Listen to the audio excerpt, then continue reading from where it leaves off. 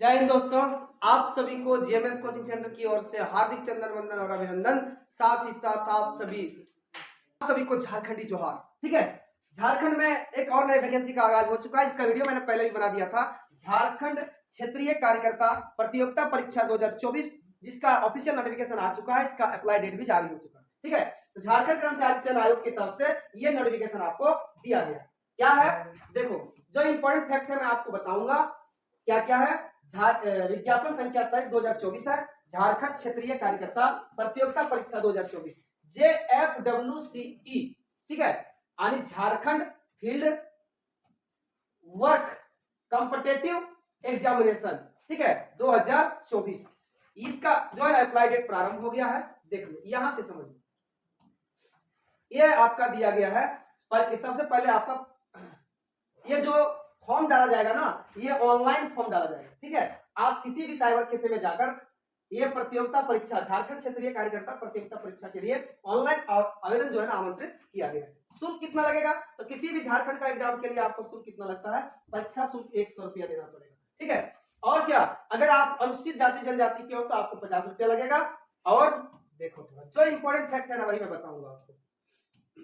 रिक्तियां देखो, कुल जो पोस्ट है ना, इसमें बड़ा ही अच्छा पोस्ट है, बड़ा ही स्टैंडर्ड पोस्ट है।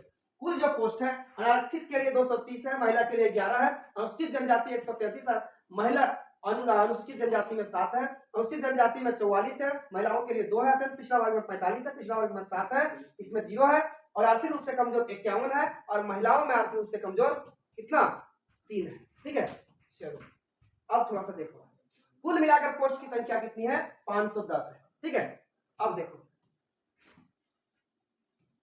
ये परीक्षा जो है आपका एग्जाम,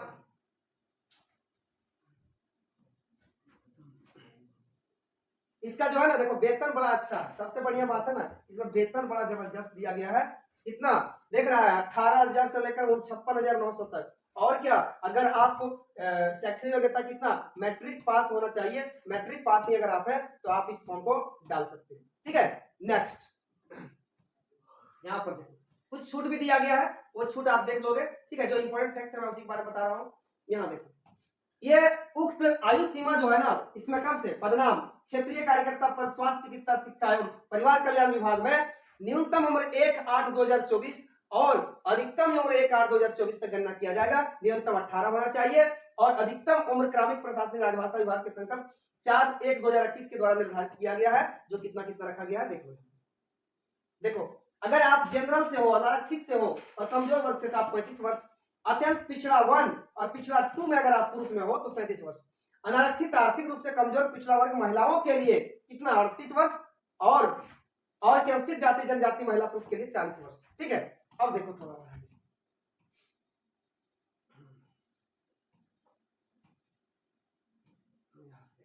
इधर कुछ नहीं है, खास करके आप थोड़ा देखो आरक्षण। आरक्षण का अगर आप दावा करते हो तो आवेदन में आप आरक्षण का दावा करने के लिए आपको क्या देना पड़ेगा? स्थानीय निवास प्रमाण पत्र देना पड़ेगा। तो स्थानीय निवास प्रमाण पत्र आपका कब? दिनांक 2/6/2016 निर्धारित प्रपत्र के अनुमंडल प्राधिकारी के स्तर 2/6/2016 तथा इसके पश्चात निर्गत स्थानीय निवासी प्रमाण पत्र मान्य होगा। यानी 2/6/2016 तक का अगर आपका स्थानीय निवासी प्रमाण पत्र है ना, तो आप दे सकते हो। ठीक है, और देखो आप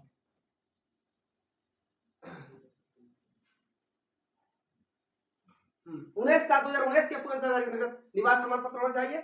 और क्या, वही दिया गया है।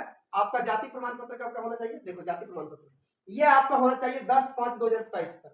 ठीक है, उसके पश्चात अधिकारी के साथ निर्गत जाति प्रमाण पत्र, जिसका मानक प्रपत्र कितना? 4 होना चाहिए। 10/5/2023 का अगर आपका बना हुआ जाति प्रमाण पत्र तो आप इस फॉर्म को डाल सकते हैं। ठीक है, नेक्स्ट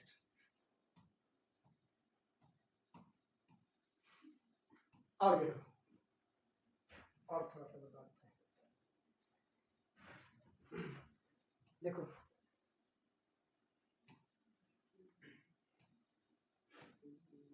एग्जाम जो होगा ना, इसका एग्जाम पर थोड़ा ध्यान देना है आपका। बहुत ज्यादा ये चीज दिया गया।